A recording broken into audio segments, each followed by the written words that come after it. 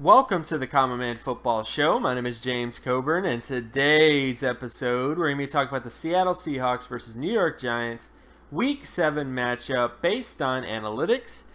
Each week I collect all of the current 2017 NFL team data in order to analyze and project potential NFL performance. And since it's a weekly collection, it will always be very fluid in terms of keeping track of various team trends. However, there will always be little nuggets of data that could become bigger nuggets of data as the season continues. So stick around as I analyze each week's matchups based on analytics. And if you're new to the channel, all terms and definitions will be in the description. So starting with this matchup between the Giants and the Seahawks.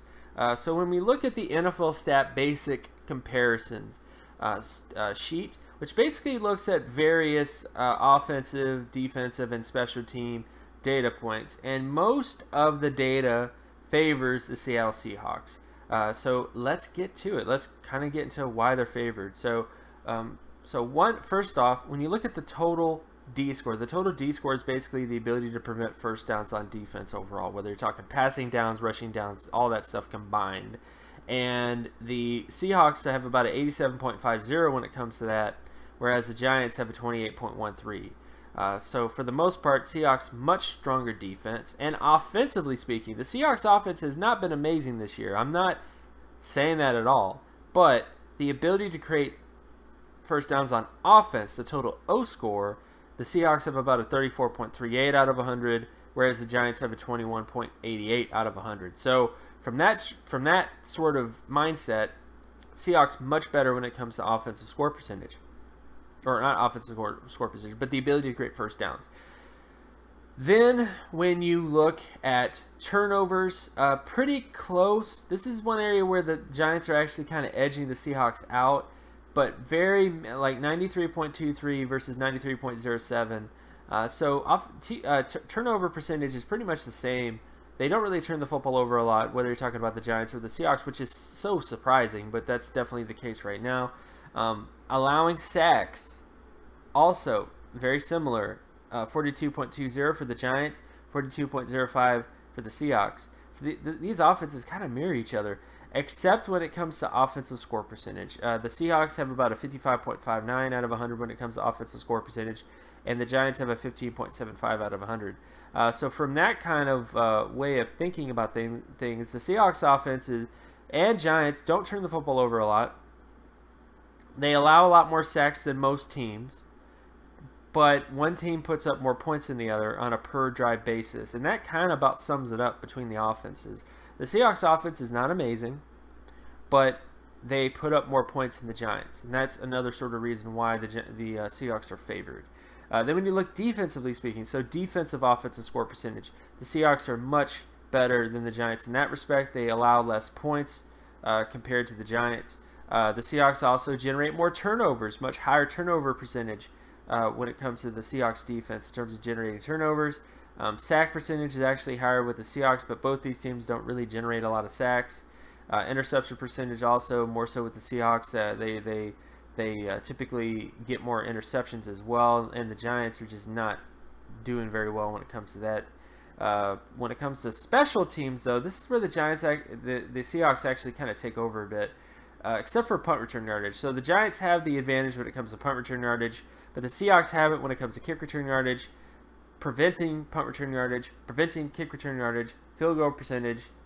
Extra point percentage does go to the Giants. Punting average does go to the Giants, but most of the major sort of, where you're talking about field goal percentage and kick return yardage and all the other kind of stuff, and preventing that stuff from happening, the Seahawks are just much better in that regard. So I would kind of give the edge of special teams to the Seahawks because of the big disparities in terms of various sort of special team data points, especially field goal percentage, which can be a big deal when you're talking about close football games. So, but overall, the general data, basic comparison data, favors the Seahawks in this game. So then when we look at some other sort of data points that are a little bit like micro, getting down to down and distance kind of data.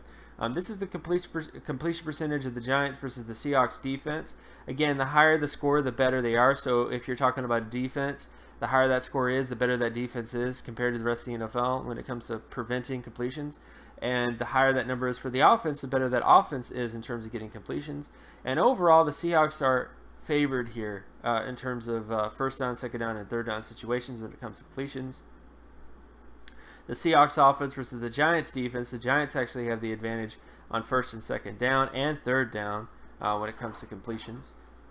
When you look at rushing downs, so this is basically the ability to get first downs with the run between the Giants offense and the Seahawks defense. The Seahawks are favored here when it comes to second down, third down situations. The Giants just don't really run the football that well. Orleans Darkwa definitely kind of flashed a bit, and I hope to see him improve this year, but I don't think he's going to have a ton of running room against the Seahawks defense. Then, of course, you look at the Seahawks offense versus the Giants defense when it comes to rushing downs.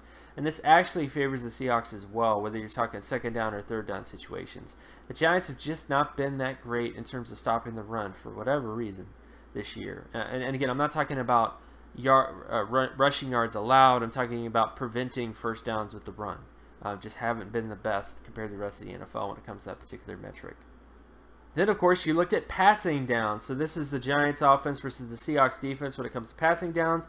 And as you would probably expect, heavily favors the Seahawks in every down. First down, second down, third down, etc. So definitely heavily favors the Seahawks here. Then you look at the Seahawks offense versus the Giants defense when it comes to passing downs. And this surprisingly helps the Giants as well on first down, second down, and third down situations. So both of these passing defenses, I mean, I really don't know who's going to win this matchup, but that's definitely going to be a big factor in this game, is who can pass the football effectively, because both these passing defenses are pretty decent when it comes to preventing first downs. Then, of course, you look at the sack rate of the Giants offense versus the Seahawks defense. Heavily in favor of the Seahawks defense. Most of the sacks that the Giants give up are in second down and third down situations, and that is just not good. Not an ideal scenario to allow sacks, to say the least. Then you look at the Seahawks offense versus the Giants defense when it comes to sacks, and it actually favors the Seahawks, honestly. I don't know, it's kind of weird. But first down situations, though, most of the sacks that the Giants generate as a defense are on first down, and most of the sacks that the Seahawks allow are on first down. So that's definitely going to be a matchup to kind of see if that kind of debunks this a little bit. But that's definitely the biggest sort of thing to see what happens. Now, then, of course, you look at interception ratio, the Giants offense versus the Seahawks defense, heavily in the Seahawks' favor when it comes to first down situations, second down situations, and third down is the only area where the Giants are a little bit better when it comes to that. And lastly, when you look at the interception ratio of the Seahawks offense versus the Giants defense, this more so favors the Giants defense, but it is fairly close. Most of the picks that are thrown with the Seahawks are in first down situations, and most of the picks that the Giants get, or interceptions they generate, are in third down situations. So interesting to say the least, at least when it comes to interceptions, in terms of how that adds up. But my general feelings about this game, I think it's a Seahawks victory. I know the Giants finally got a win, and they should be happy about themselves. And this Seahawks offense is not amazing. I mean, it's not amazing by any stretch of the imagination. But I just think the Seahawks just have a much better defense. I think this is going to be one of the harder defenses the Giants have faced this year, especially when it comes to a passing defense.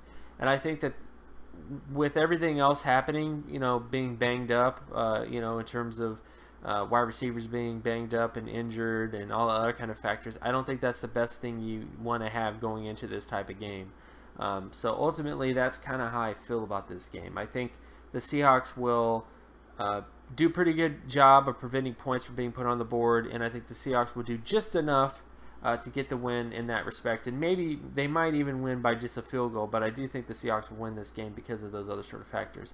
And of course, you can find my other work at draftcobra.wordpress.com. You can also follow me on Twitter at Geometrics. And if you like this content and you want more content like this, be sure to leave a like and subscribe.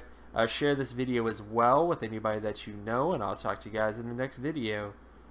Peace.